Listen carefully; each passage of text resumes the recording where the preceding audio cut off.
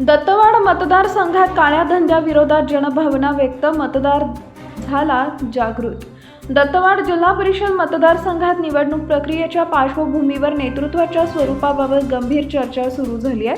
समाजहित जपणारे, स्वच्छ चारित्र्याचे आणि विकासाभिमुख नेतृत्वच या मतदारसंघाला अपेक्षित आहे, अशी भावना नागरिकांमधून व्यक्त होताना दिसत आहे. विशेषतः दारू विक्री, मटका तसेच इतर बेकायदेशीर व्यवसायांशी संबंधित प्रवृत्ती प्रचारात सक्रिय असल्याच्या चर्चा मतदारसंघात होत असून याबाबत अस्वस्थता वाढत आहे.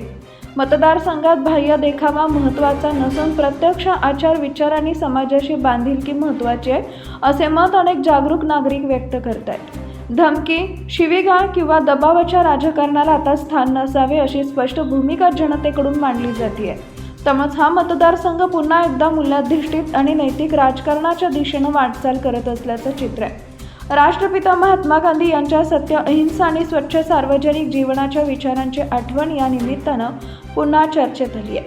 तसेच स्वर्गीय इंदिराजी गांधी व स्वर्गीय राजीव गांधी यांनी समाज सुधारणेला प्राधान्य देत दारूबंदी आणि लोकहिताचे निर्णय घेतले होते. त्या विचारांची परंपरा आजही या भागात जिवंत असल्याची भावना व्यक्त होती आहे. काळ्या धंद्यांविरोधात समाज जागृतीसाठी ते कोणता संदेश देणार, तसेच स्वच्छ आणि निर्भय राजकारणाबाबत या मतदारसंघात कोणती भूमिका मांडली जाणार, याबाबत मतदारसंघात उत्सुकता आहे. एकूणच दत्तवाड मतदारसंघात बदल आणि सकारात्मक राजकारणाची अपेक्षा अधिक ठळक होताना दिसत आहे.